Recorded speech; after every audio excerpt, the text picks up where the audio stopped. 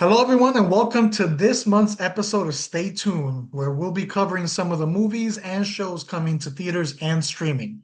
We do the research to provide you with some of the information on projects and just kind of give our very subjective thoughts on each of them. Yeah. For this episode, we're going to be covering July, right there, the heat of the summer. I am your host for this episode, Jose. I will be your other guy, George. And with no further ado, let's not waste any time. Let's get right into it. Let's go. So, starting off with action and adventure, right off the bat, we have Superman coming out on July 11th. For those who don't know, yes, I know this doesn't look like the regular Superman symbol. This is Superman Beyond. Yeah. All right. I know we might get someone in the comments be like, that's not the Superman symbol. That means you don't Uh, know. yeah. It means you're probably a Snyderhead. Um, Anyway, the director of this is James Gunn. This is yes, we did get the Creature Commandos, but this is technically like the first entry really into the new DCU world. It's going to star the new Superman, David Cornsett, Rachel Brosnahan, the new Lois Lane, and Nicholas Hoult, who will be playing Beast. I mean, Lex Luthor. In it. uh, So this has a large cast, but those are like, your main ones right there. yeah. The plot of this, honestly, they haven't really given too much details on the plot. You kind of got to pick out what you can from the trailers. But basically, it just explores Superman's journey to kind of reconcile his Kryptonian heritage with his human upbringing as Clark Kent. Very generic plot summary there that they Yeah. provided us. But what we do know is Superman has been in action, I believe, about 3 years at the start of this movie. So it isn't a brand new Superman. He's been working, but still early in his career. Other superheroes already exist in the world and people know of them. So that's kind of the starting point that we're getting on there, which is a little different from some of the other Superman projects that we did get. I mean, besides that, I'm gonna be honest, George, I'm excited for this one. Yeah. It has been a while since I've been like this excited for a DC project. Like there's been some that I was looking forward to, like Blue Beetle, but like this level of excitement, probably the last one was The Batman. That came out, a few years Yeah. ago. I had optimism in James Gunn taking on this project when it was first announced. But from watching the trailers, this movie, it gives me the feeling that I want when I think of a Superman movie. It feels like a movie that just captures the essence of what Superman is and the fun that comics can bring. And Superman, in my opinion, is one of those characters. Yes, he has a reputation of being a Boy Scout. Some people call him boring. Some of that has to do because he is so powerful. It is hard to actually give him a challenge, as they've souped him up over the years. Not like at the beginning where, lifting up a car was a struggle for him. He's gotten really OP throughout the decades, which can make him boring because you need your hero to go through some challenges and for Yeah. you to like fully invest.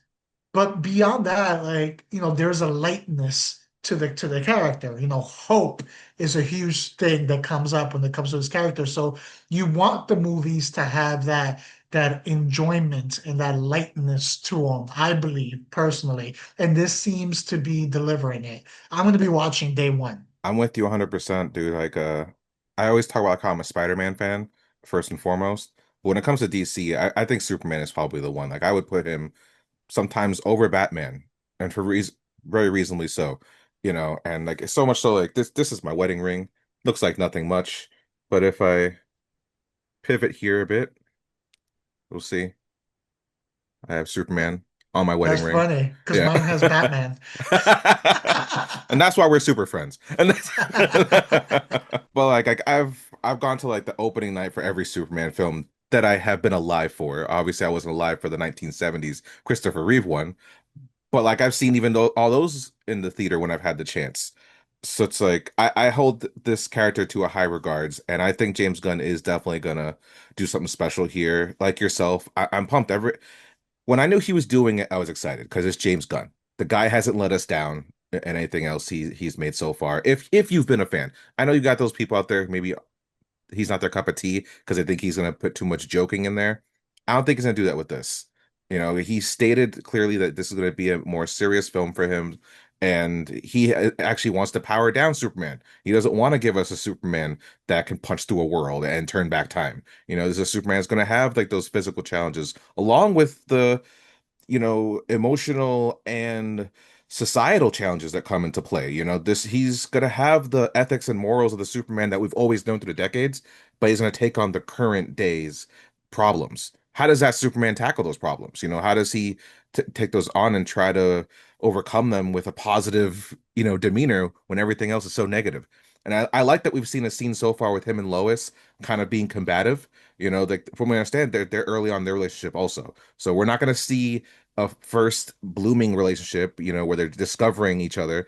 They're already in it, but they're not married, So like the fact that she's gonna butt heads with him and kind of push him and his morals, and he has to defend himself with that, I think that's a great take. Honestly, I've seen some complaints, but anyone who's read comic books knows that Lois Lane is hard headed and she has a mind of her own, and even she pushes back against Superman. They're not the happy go lucky couple that you think they would be.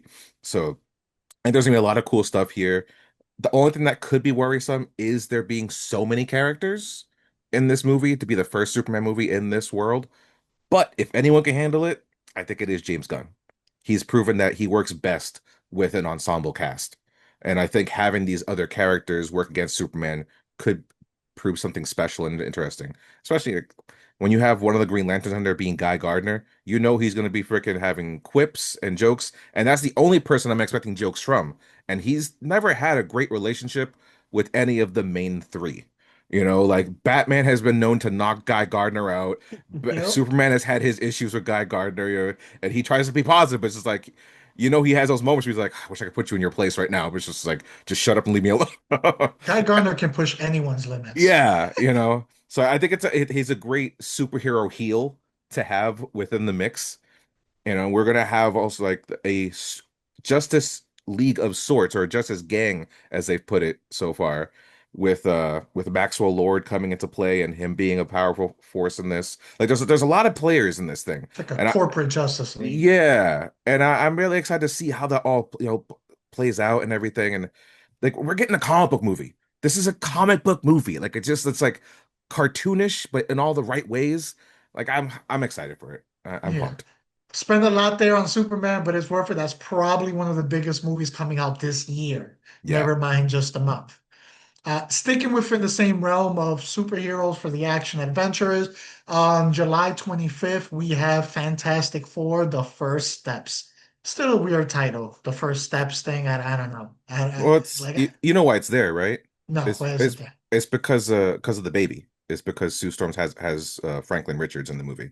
So it's Yeah, the I still first don't like steps. it. It's the first steps of the child. Yeah, it's not good. It's stupid. No, It's no, yeah. yeah. So it sounds like a book for children that you read, you know, when they're Yeah, learning to yeah. walk. But this is directed by Matt Jackman, stars of Pedro Pascal as Reed Richards, Vanessa Kirby as Sue Storm, Joseph Quinn as Johnny Storm, and you have Ebon Moss-Backrack, Backrack, yeah. yeah, as Ben Grimm or the Thing. General plot summary that they have for this one is it introduces Marvel's iconic superhero family, the Fantastic Four, to the MCU.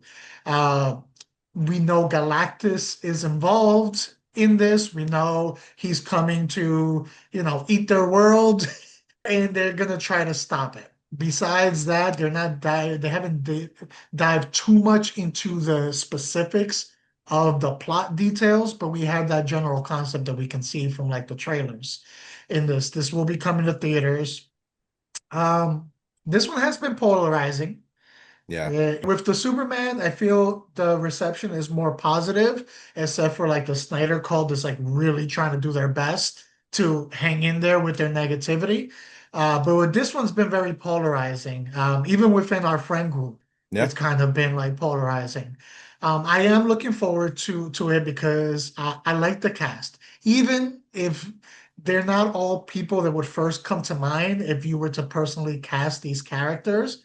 they are talented actors that I think have the ability to pull it off acting wise, even if their appearance might not be what it should be.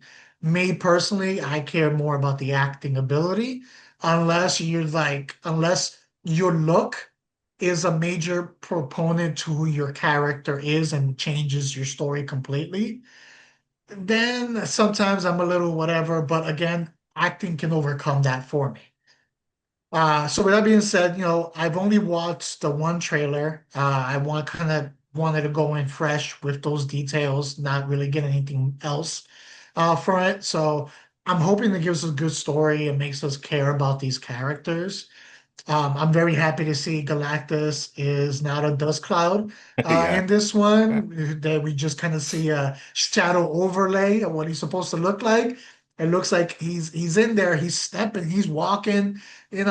Drop stepping in that city. So we're gonna get to see the full Galactus. yeah. And I'm also very curious to what happens at the end with what was teased in another project. I won't reveal that, just because of spoilers, but if you know, you know. I am curious how we get to that point, which most likely will be revealed at the end of this movie or within the end credits of this movie.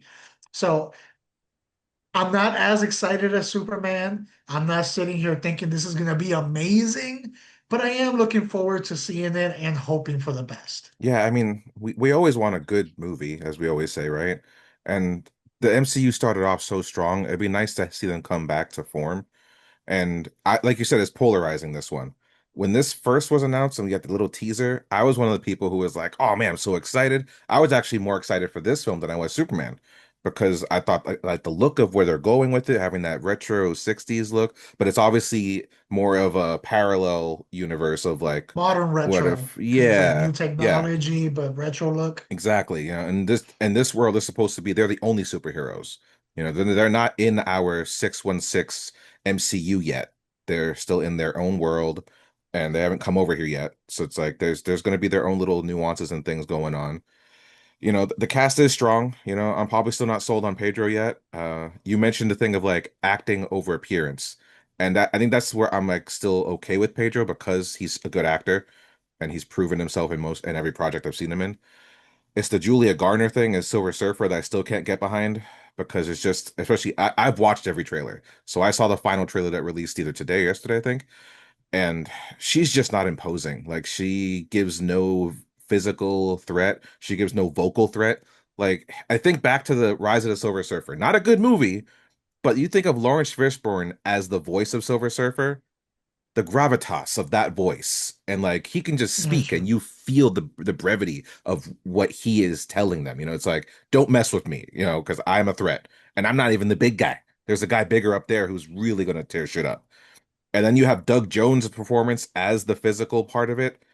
It's a lot to live up to, and you just see that this small statured thing, it's just like I can't believe you're going to do anything bad. And granted, we know the Silver Surfer is super powerful, but it's just as a physical thing, like it's way more daunting to have like a 6, 7 foot metallic being come down on you, telling you like I am the Herald of Galactus. Having that kind of thing, bravado. And I'm just not getting it from her. And it's nothing against her. She's a good actress. I think she's really good. I loved her in frickin' Ozark. I thought she was phenomenal in that show. But I think they messed up there personally. We'll see. And then I question if it's too soon to introduce Franklin Richards, also the son of Sue and Reed, because his power, he's how they're going to get into it. I guarantee it. This is my prediction. He has the power of reality manipulation. So he's probably going to be the way that they come over into the other world. I don't think they're going to save their world. I think they just have to escape it, and then they'll be over here, which will be kind of disappointing because then it doesn't make them seem like heroes for their world. Like them defeating Galactus is a big deal. So I'm hoping they're able to pull it off. I'm not, bro, I'm seeing the trailers. I'm not seeing great teamwork. I'm not seeing Reed Richards presented as the genius that he is and as the leader he's supposed to be. I know that they're putting Sue as the leader instead of him. And I think that takes a lot off his plate, which is not fair. Like he's a very conceited character that believes that he knows best, and he does know a lot. It's that the brilliance of ego and everything, kind of like a Tony Stark, but Yeah. without the snarkiness. you know. And the thing is, he is the smartest character in the Marvel universe, so like he should be the one to carry all this stuff. She kind of levels him out in the comic book. She's a great leader with him, but it's just different, and I just don't see them doing that for him. Hopefully, I'm wrong. I want to be wrong so bad because everything I, looks good. I do say I got the impression from this one. My feeling is they were not going to be successful, and their world was going to be destroyed by the end of it. Yeah, That's what I am getting out of it, and because that is the natural transition I'm seeing it into making it into the MCU, which is the ultimate goal. yeah, If they succeed and the world's still standing, then there's no reason for them to leave. All right, sticking with the action adventure, we have coming to Prime the same month on July 2nd. We have Heads of State. This is directed by Ilya Neshuler, I believe. It stars Idris Elba, John Cena, Priyanka Chopra, Jonas on there. It has a good cast in yep, there. It seems like you also get some supporting characters of well-known actors that we know. The plot of this is basically you have two world leaders, which are Idris and John Cena, who are actually put into a scenario where their lives are in danger and they're having to fight their way through and try to survive. So that's the general concept of that. Look, I like Idris a lot. I'm a big fan. If I yeah, see Idris in the movie, I'm most likely gonna watch it. He has like this natural charisma regarding what roles he plays in there that kind of catches your attention when he's on screen. I also like John Cena. I feel he's very talented. Those two things are true, but it's also true that that is not helping enough to get uh, me excited for this movie. Uh, I am always down for a good action movie, but this one definitely appears to be delving a lot into the silly. yeah, If it can balance that silly with good action, then it has the potential to be entertaining. Because you do have those two charismatic leads in there. But I just got the impression right now that they're just gonna go too much into the silly, and it's gonna really like pull me out of the movie. I'll check it out because it is on Prime, no yeah. charge. But I'm going in with a little trepidation. What are your thoughts on this one? Yeah, there's a third person you mentioned who is almost like the kryptonite to this movie, and that is Priyanka Chopra. Beautiful woman, possibly one of the most beautiful women in the world. All right, me and my wife gush over her every time we even hear her name. But every movie she's been in has sucked. Like I haven't seen her in a good American film, honestly. Like I know she has some good Bollywood success, but over here, like, can you think of one movie that she's been in that you enjoyed? No, I mean the last thing I saw her in was the Citadel show, And that's and it tanked. yeah. Yeah, and it's something against her. Like, I don't think she's doing anything like bad performance wise per se, but it's just when she's in something, it kind of just tells me like this isn't going to be good. It's not a good look. And She's for like one, Slater. She's the Slater, the female Slater. yeah, it's like when I saw the trailer too, there were certain parts like I think there's a scene where they're in a car, like a car chase, and an explosion happens, and the whole look of it, like I felt like I was in a green screen moment. And I'm like, that's not a good feeling. Granted, most movies have green screen moments. That's the world we live in now. But it shouldn't feel like that. Like Amazon got some money. Let's see some of that money on the screen sometimes, you know? And I don't know, I'm kind of with you where like some of it feels maybe it's too slapsticky. But at the same time, like, yeah, I'm gonna watch it because I like those two actors. The premise seems like, it's playing on a reality where like John Cena's character is an action star who becomes the president.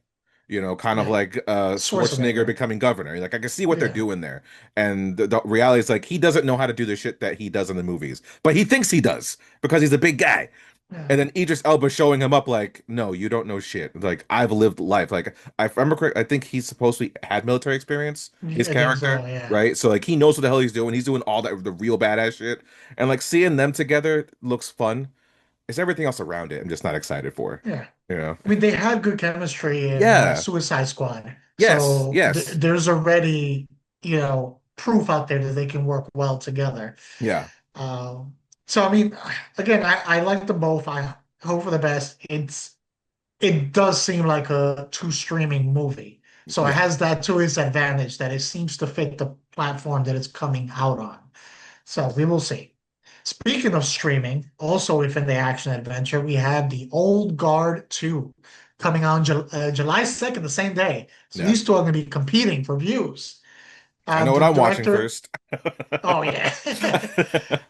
The director for this is Victoria Mahoney. This stars Charlize Theron. Kiki Lane, Matthias Skonartz, Uma Thurman, Henry Golden. This continues the story of the original Old Guard, where you have basically these immortal mercenaries that have lived on for a long time. They're able to heal, survive pretty much anything.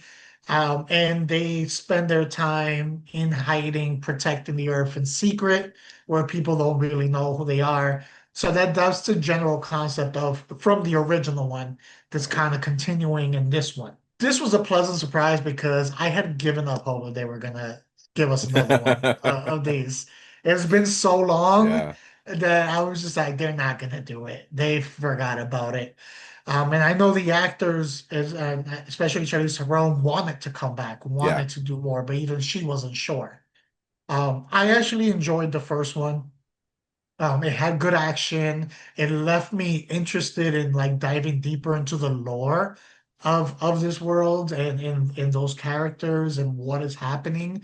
Because they give us a little bit, but they don't dive too deep into it in the first movie. It also gave us a good cliffhanger at the end that I kind of wanted to see play out. Going into it was kind of like a double, like thing at the end that I wanted to see play out in this next movie. This looks like it's going to dive deeper into that, give us a little more of the lore and, historically, like maybe, in this one, we have the original person who was immortal. So maybe we start finding out more information of why this is occurring and why these people, and if there's a pattern to it, or information like that. I want to yeah. know that stuff. And Charlize Theron is a total damn badass. She was in the first one, and you can tell in this one. It's not really a spoiler if you've seen the trailer because they literally say it in the trailer. But here she is, running with this group of mercenaries, immortal mercenaries, and she's no longer immortal. But I bet she's still in there whooping ass. So, like, I'm looking forward to seeing that. It's been a few years I've been waiting for this movie, so I am excited to see it. Same here. I enjoyed the first one. Seeing the trailer for this one, I gotta watch the first one again because I don't remember how she lost her powers. Yeah, because like when I watched the first one, it kind of gave me Highlander vibes. Yeah, And I love Highlander. Even with its ups and downs that that series has had, this felt like a new take on it, and it seemed kind of cool. I think there was really decent action for what it was, especially for a Netflix movie. I know it's based off of Greg Rucka's graphic novel, so it was cool to have like a different comic book movie from something that people aren't really used to. And Greg Rucka's a great writer. I believe he's even on as a producer or whatever. So. But yeah, I thought it was really fun. Uma Thurman's no stranger to kicking ass herself, so it could be kind of cool seeing the two of them have a butting of heads in this. I saw a Hot Ones thing with them too recently. I think they have great chemistry together and great charisma together. So there could be something really cool here. And again, on Netflix, there's no skin off my back to watch it. I don't have to go anywhere. You know? exactly. And the characters were very likable Yeah, in the first one. I think that helps it too, because you need to care about these characters to keep following them. So looking forward to that one. All right, moving on to animation family.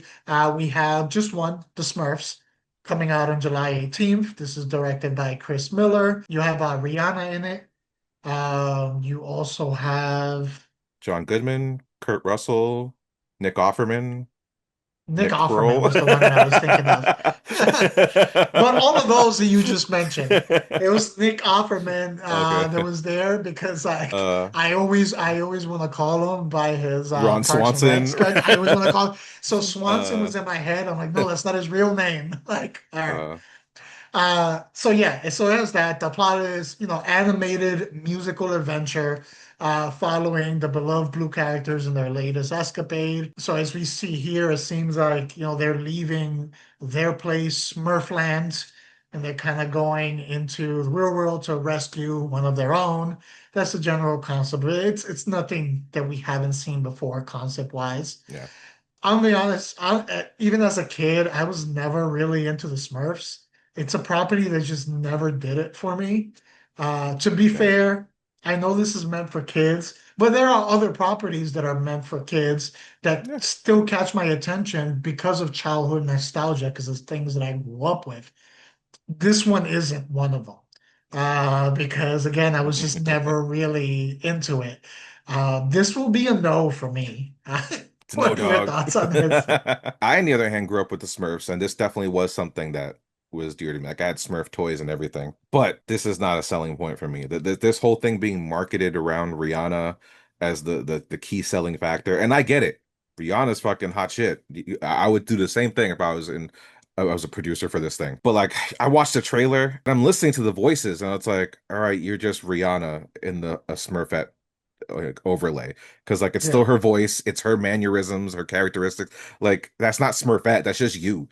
And then I'm hearing the other voices, and it's like, all right, that's John Goodman as Papa Smurf. That's Nick Offerman just being Nick Offerman as this character. What's the character they freaking name him? Ken. His name's Ken. He's a Smurf named Ken. The Smurfs all have Smurfy names. All right. You Not know, Ken. but not him. And it's just like, Was because he escaped Barbie Land and yeah. he's there. He's that version of Ken. Yeah, so everything about that just like it turns me off. And we've talked about this before, that these animated features, they're so jam-packed with like actors, faces, and it's just like where are the voice actors? Where'd they go? Voice actors is what I loved about watching an animated thing, or when I play video games or that, you know what I mean? And not that these people aren't talented. You got some people who can do the both and they transition well.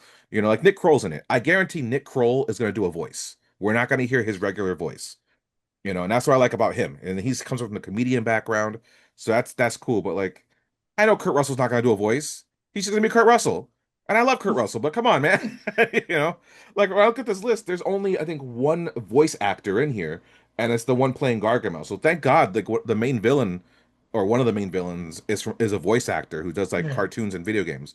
But everyone else, it's like James Corden, that's more kryptonite. I'm sorry, but like he's not a good feature when it comes to these things.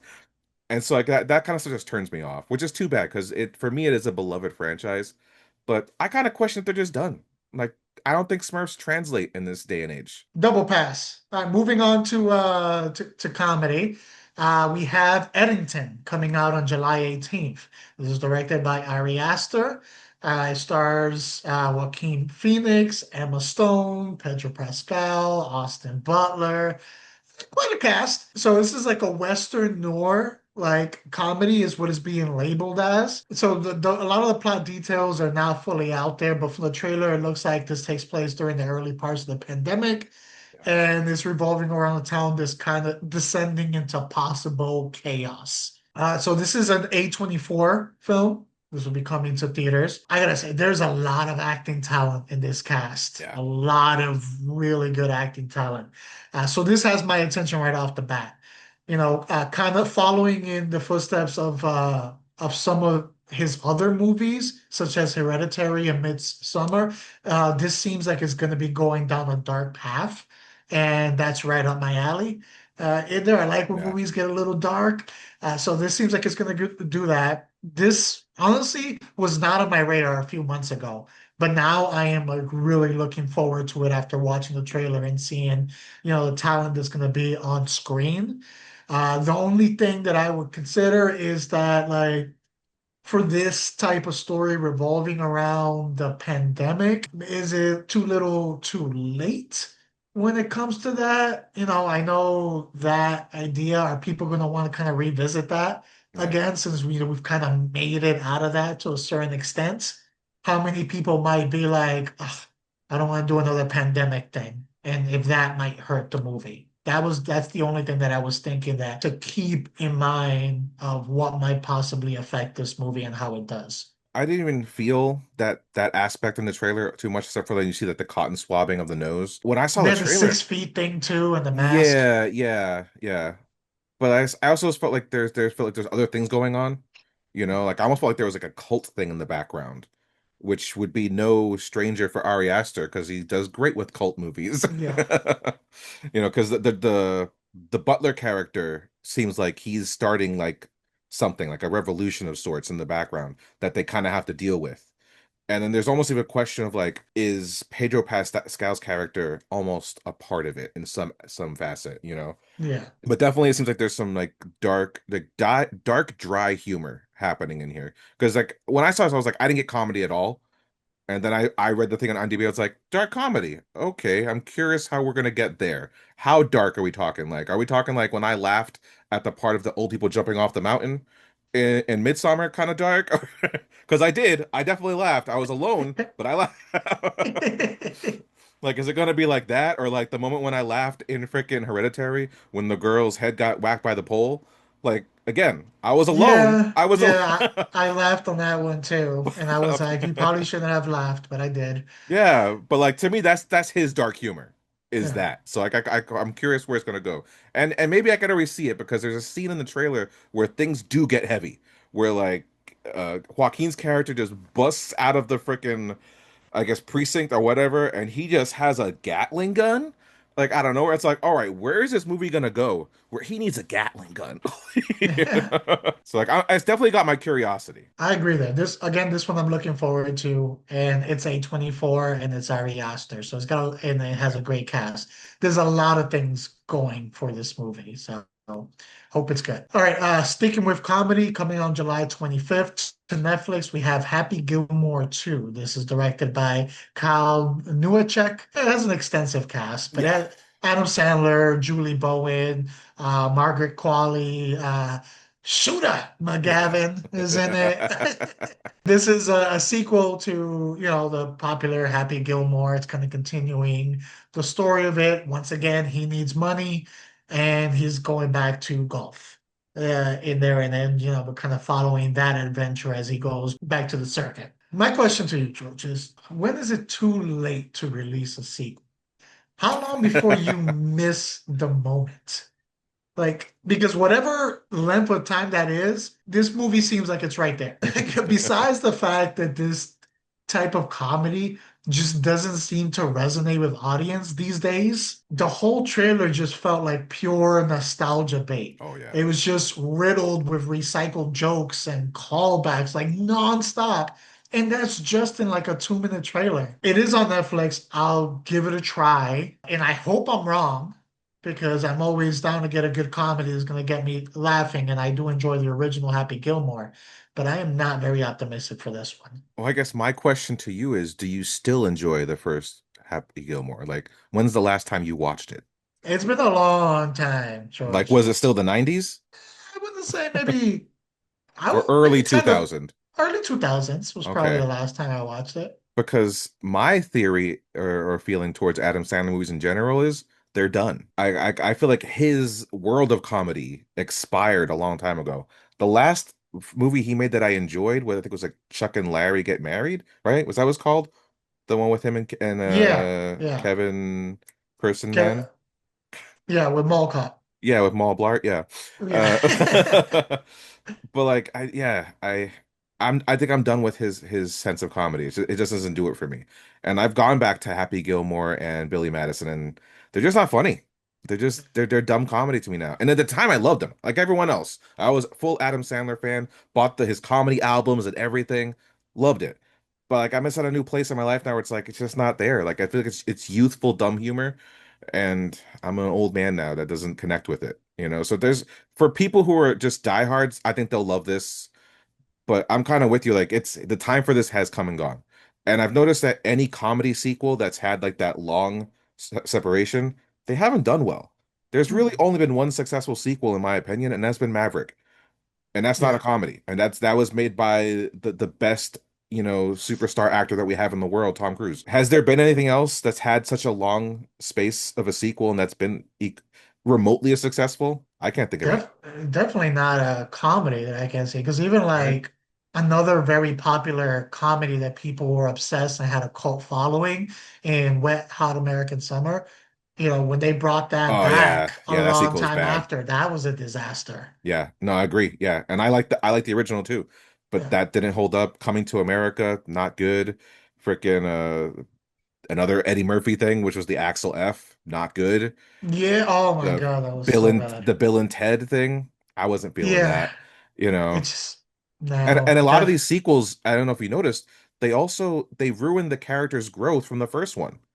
Whatever growth they had that made them over like that big overcoming moment that we why you love the first one, they just shit on it.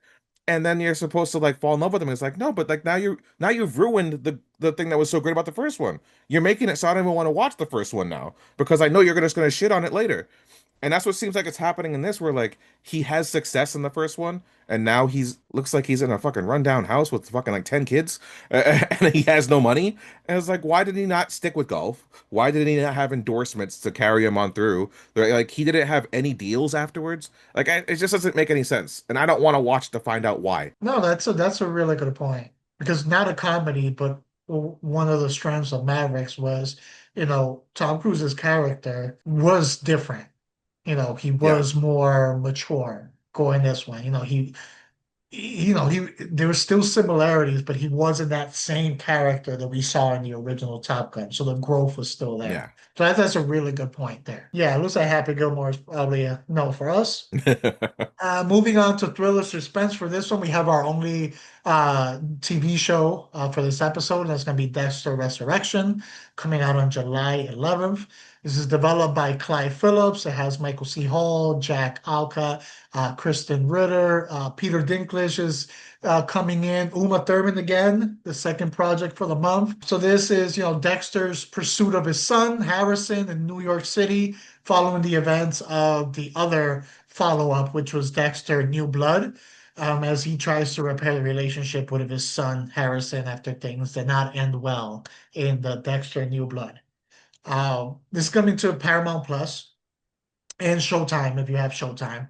Uh, Look, I've watched all of the Dexter with the exception of the new prequel show Hmm. that's happening. I haven't watched that. The original series, it's just such a what if, George. Like it started so strong those It really first did. three seasons before the writing just took a nosedive after season three, after the Lithgow season. It Yeah. just nosedive down. And then the follow-up they did, it had its moments, but it just wasn't very memorable. And then, here we go again.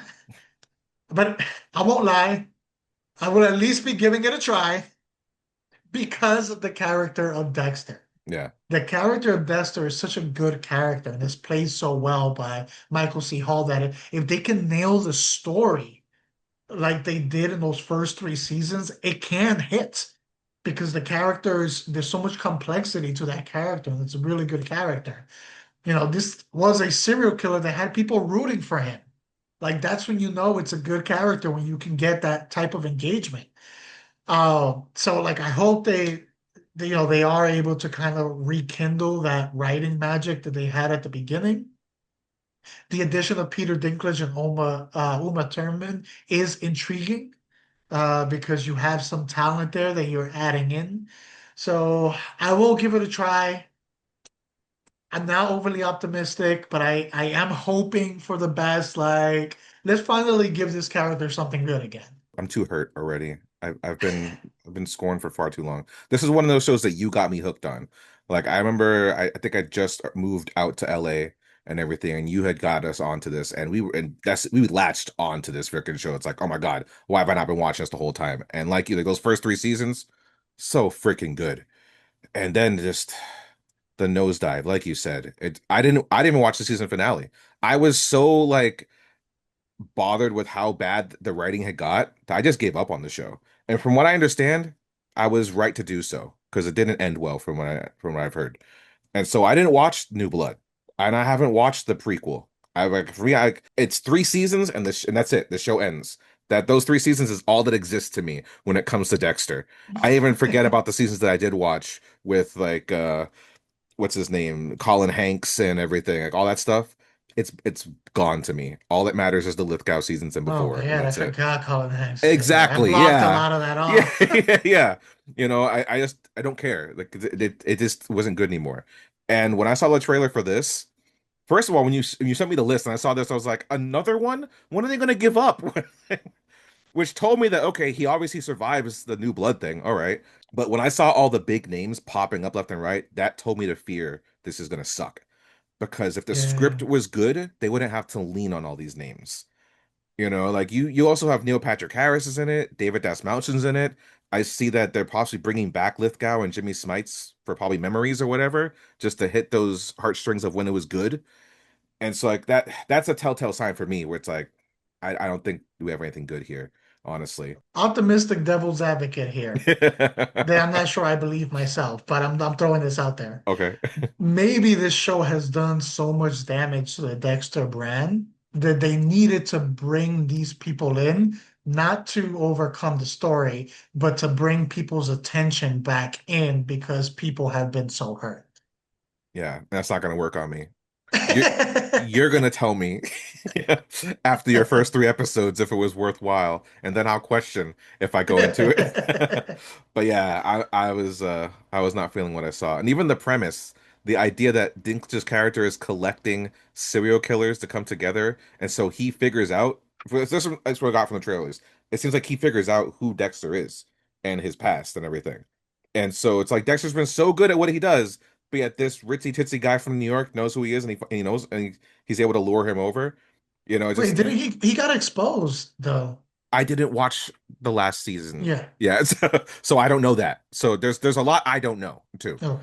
You know, but I know that he's on the run. I mean, every from everything I got from the trailer, it's like I know he's on the run, and now he's going to hide out in New York, and his way of hiding out is by connecting with other serial killers. So it's just like, okay, that's a weird choice to make, but whatever. But yeah, it just Yeah. it seems like a skit of Dexter. That's what I feel like I'm Yeah. watching, you know, like a what if scenario. But what I think, what I got from the trailer store, I thinking maybe the son is the one that got involved with these, and he's kind of going in to try to get close to his son. Mm. Maybe well, I don't know if it's protect him or pull him out or anything like that.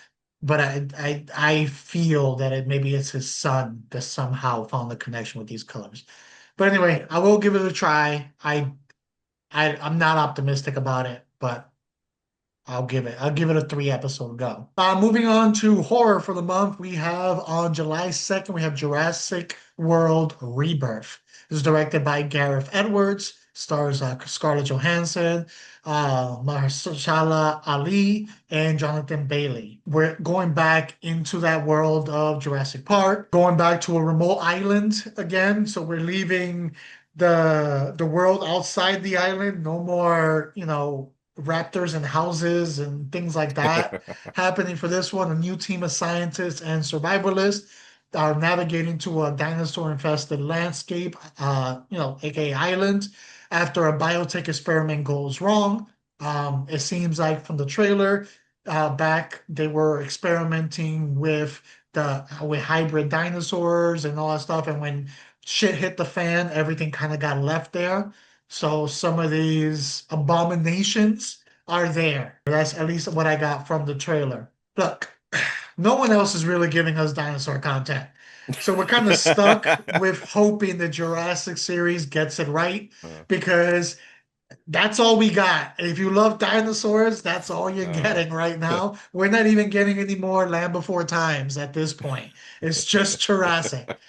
So, you know, they gave us something decent with Jurassic World, but then they failed us again with like the next two, and like to take a nosedive. I like the idea of this one lowering the scale and putting more of an emphasis on the dinosaurs and the horror aspect of it, which is one of the strengths of the original, is that it's in essence, instead of an action thriller, it's a horror movie. These people are there stuck with all these dinosaurs that want to kill them and eat them and do all that stuff. That's a terrible. Once you get past the amazement of, oh my God, that's a dinosaur, it's like, holy crap, that's a dinosaur, yeah. and he's gonna eat me. So, like, I'm glad we're kind of going back to that because that is where the strength of the original lies. So this has me intrigued. I like the concept of it with these, backfiring experiments that they were doing because, if you follow any type of science, there's going to be mistakes, especially when you're trying to, take on an endeavor as bringing back dinosaurs, extinct dinosaurs to life. they messed up a few times along the way. So kind of revisiting there and seeing like, okay, it wasn't all smooth sailing. It didn't go from the amber to like, boom, here's a pristine dinosaur. And seeing some of those mistakes, kind of come to life on screen, I feel it's a good concept. So I'll be checking this one out. What are your thoughts? Yeah, I think for me the selling point is Gareth Edwards. I think if it was another director behind this, I would be a little skeptical, but like I think he's proven himself. He doesn't have a lot under his belt, but what he does have is really good. I like his Godzilla a lot. Create the creator was a visual, masterpiece. Honestly, it doesn't get talked about enough. It's kind of a sleeper, in my opinion. And while I'll have my complaints about Rogue One, there's one thing I can't complain about Rogue One. It looked beautiful. It every shot sure did. every shot in that thing was masterful also. And so like he really has a great eye when it comes to capturing the action and the horror in a scene. So I think he's going to be the deciding factor whether this thing fails or not, because you got good talent. Like Scarlett Johansson's always good. She's a solid person to have on your side if you're going to do a movie like this, or any movie, honestly. I'm glad to see Mahershala Ali. I feel like I haven't seen him in freaking forever. This is Because such he's a been waiting for Blade forever. fucking Blade is ruining his career, honestly. The Yeah. the movie that should have existed already. Like he's such a talent, and the fact that he's just left on retainer and not getting to do his job is annoying as hell. So I'm glad just to see him do anything. But yeah, like I'm gonna watch this. I'll probably most likely see it in the theater because Edwards films deserve to be watched in the theater.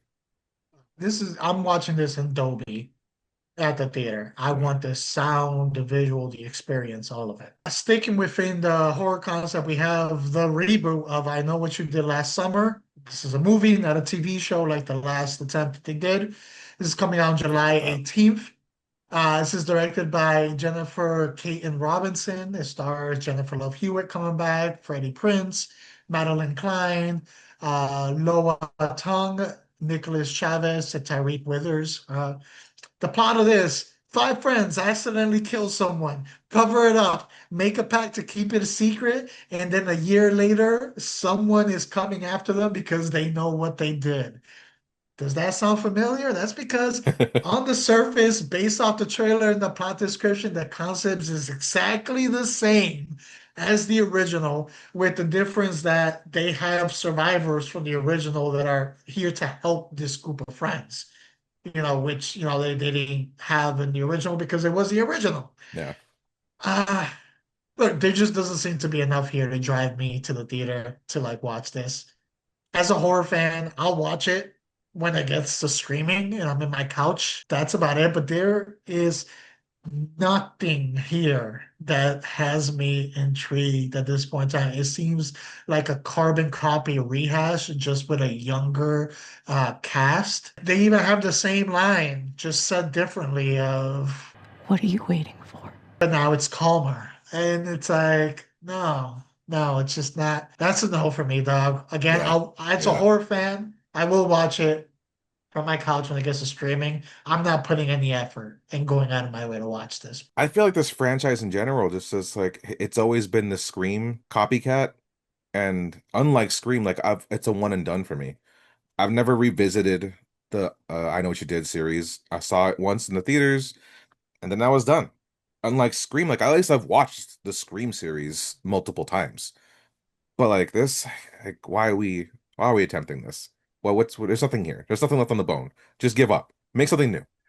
Which is too bad because I feel like some of the youth in here have shown promise. Like I'm excited for Tyreek Withers because he's gonna be in that new movie Him, and I think he's got some gusto in him and he could do some really cool shit. But like, I don't think he needs to do this. And granted, I know every youthful person has to do their freaking young adult horror flick to have that under their belt for some reason. But like, this isn't the franchise. Yeah. I'm not excited for this at all. All right, finally finishing with another movie from the horror category. On July 25th, we have The Home, directed by James DeMonico. Yeah. The stars Pete Davidson, Marika Ferris, Mike C. Nelson. Plot of it is a man takes a job at a retirement home where he discovers dark secrets among the residents and the staff. This is coming to theaters. Pete Davidson as a non-comedic character in a serious horror movie was something that was not on my bingo card. And watching the trailer, it did nothing towards getting me intrigued about that notion. I'm honestly just not sure his acting range fits this type of movie. I mean, which is saying a lot because in horror movies you get a little more leeway when it comes to your Yeah. acting range.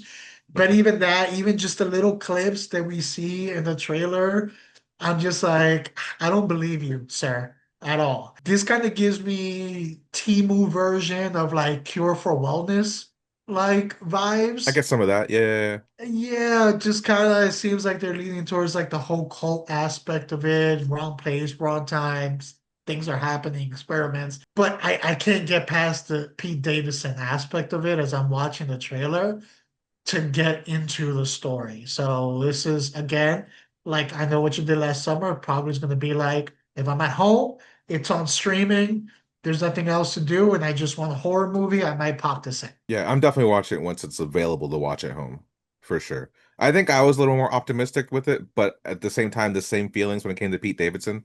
I like him as a comedic person. I loved him when he was on SNL. It's actually when I watched this, it gave me the vibes. I don't know if you ever saw the skit he did where he has his character Chad, and it plays off the whole like scream thing of like him being on the phone and the guy's like threatening him. I, Oh you know, yeah, what I'm talking they about, yeah, become like friends. something like that. But he's just like, I'm gonna kill you. He's like, all right, okay, Yeah. like that's his response to everything. So like that's what I felt while watching this, where it's just like the old people are doing weird things in the fourth floor. All right, Yeah. cool. But Yeah, yeah, I'm not feeling it at when I saw all. him dramatically scream in the trailer, it just wasn't believable to me. Yeah, I wanted to laugh as opposed to like Yeah. take it seriously. But at the same time, like this is from the same creator of The Purge, like from the first Purge and that series, and there's some good stuff in that series, Yeah. you know. And it like you gave me vibes of that Cure for Wellness, even a little bit of like a fake Get Out, or even like the Skeleton Key, like some of that kind of stuff Yeah. was there. And then at the end of the trailer, when you have the whole thing with the close up of the eye. I'm just like, there's gonna be eye shit in this movie. Ah, man, what the hell? I don't know about this. Yeah. But yeah, it's at home. We're watching it Yeah. at home. We're Same here. All right, well, that's the list that we have for this month. Thank those of you that joined us for this month in this episode of Stay Tuned, where we put in the work to cover what's coming out so that you don't have to. If there's anything that we missed or that you want to put on our radar, or if you have your own thoughts on some of these projects that we did talked about, definitely let us know in the comments below. If you enjoyed the episode and want to catch any of our previous episodes, as well as future episodes that we'll be putting out. As a reminder, we do this Stay Tuned every month. Please make sure to like, subscribe, and hit the notification button if you want to be alerted to any of our future episode drops. If you happen to not enjoy the episode, well, maybe some of the other ones will do the trick. You can find our show on YouTube, Spotify, Apple, wherever podcasts are found. Pretty much we're on there. And if you love our amazing personalities and you wanna, or you wanna just hate watch, you can find us at Not a Strong Start on all major social media platforms. I've been your host for this episode, Jose. and I have been your other guy, George. As always, we might not always have a strong start, but we guarantee that sometimes maybe possibly having a strong finish. Until next time, stay tuned.